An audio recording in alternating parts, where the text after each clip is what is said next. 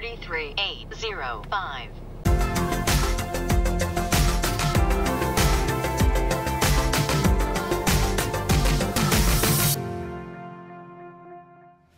Hey, what's up guys? So, firmware version 1.36 is now available for the Uniden R1 and R3 radar detectors. It brings 5 new changes to the detectors. 2 of the changes and improvements apply to both the R3 and the R1. The other 3 changes are GPS-based features, and so they apply only to the R3. Let's quickly run through what the differences are, then we'll go into more detail, and then we'll talk about the update process and what you need to know. So briefly, what the improvements are. We've got a new font, a larger font that's available for the frequency display to make it easier to see at a glance. There's now a frequency callout on Ka band to let you know what frequency signal you're picking up on Ka. 34679. There's now an auto-dimming feature available for the display, so it can automatically get brighter during the daytime and then automatically get dimmer at night. You now have the ability to mute any overspeed alerts, such as from speed cameras, for example. You can now mute those alerts. And then the last thing, there's been some improvements to the GPS lockouts, specifically in areas like shopping centers where you have a lot of K-band falses all in the same area. The update process has been improved as well. There's new software that's out, and the update process has been simplified, so now there's just one file that you download and install, which covers everything from your firmware to the new voice pack and all the things that you need. So with that said, let's go ahead and dive into more detail talking about all of the new changes and improvements. Starting with the larger font size, basically if you take a look, we've got 1.31 on the right and then 1.36 on the left with the larger font. As you can see, the frequency display is larger, it takes up more room on the display, and it's basically designed to make it be easier to read at a glance when you're driving. There's now also the option to call out the exact frequency on Ka band of the radar gun that you're encountering up ahead or back behind. Very useful information to know and practice while you're driving. Now, what's nice about this is the way that they've implemented it is it's a separate option from just the traditional voices. You can turn the voice itself on and off for the detector, which calls out maybe just Ka band, for example.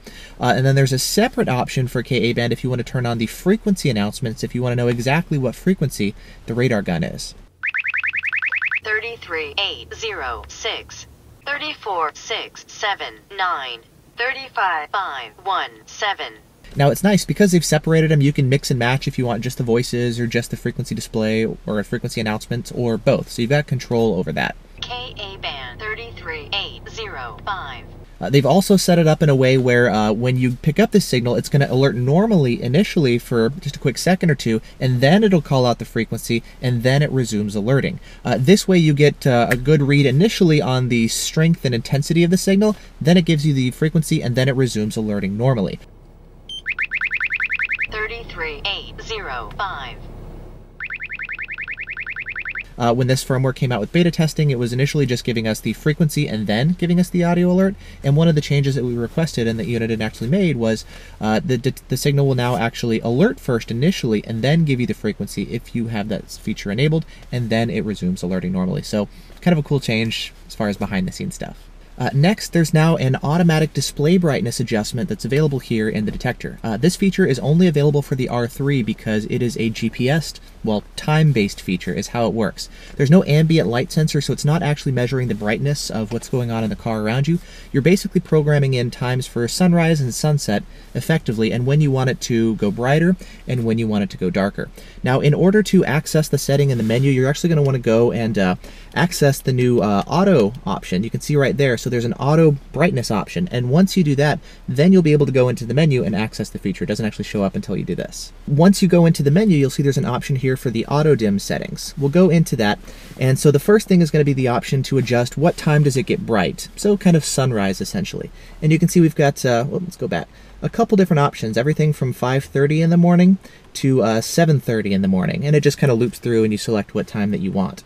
So let's say maybe 6:30, for example. Then once it gets bright, how bright do you want it? You've got 3 different levels for the different brightness options. So basically bright, dim, and dimmer. So we'll say bright in the daytime.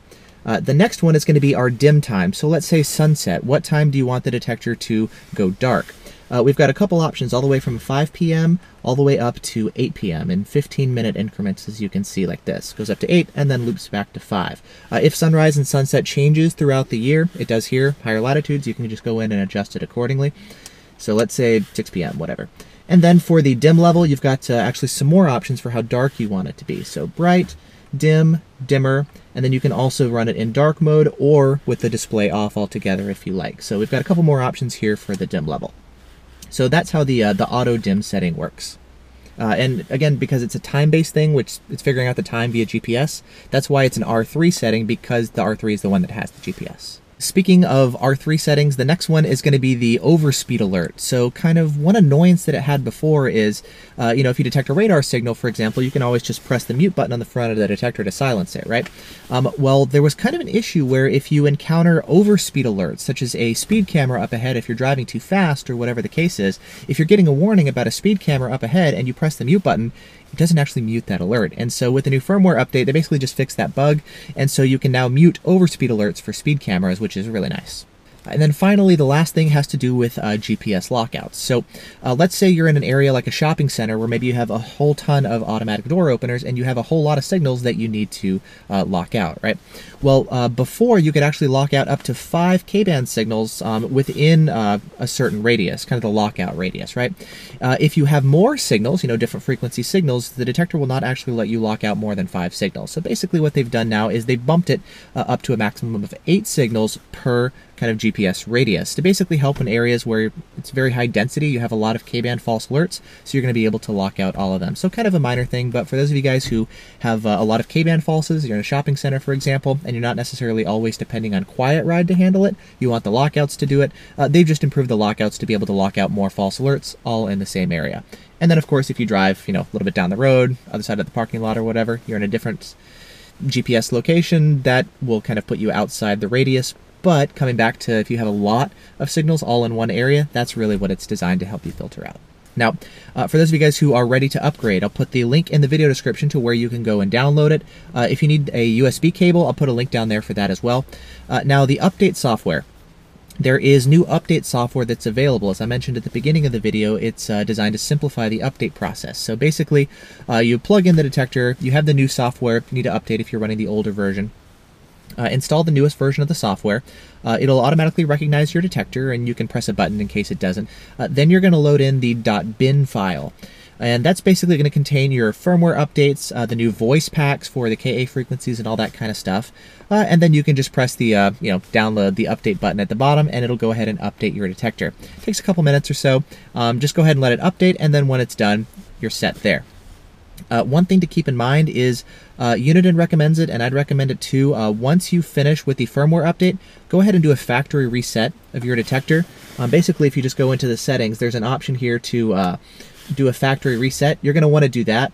If you're running the R3 to delete all of your lockouts and user points, that's a separate option. So resetting to factory defaults resets your settings, but it doesn't wipe out your lockouts, which is nice.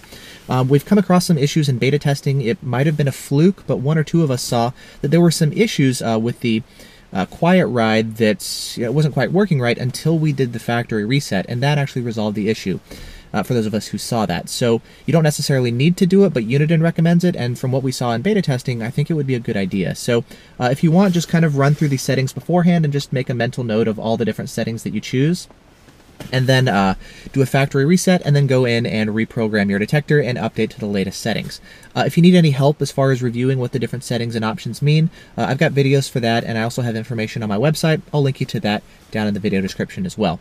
Other than that, factory reset, reset your settings, install your detector, and, well, go ahead and configure all the new settings like your auto-dimming functionality, turn the KA voices on or off as needed, and just adjust stuff and set it up the way that you want. Other than that, yeah, that's the update process for the R1 and the R3 and everything that comes with firmware version 1.36. If you guys have any questions, let me know.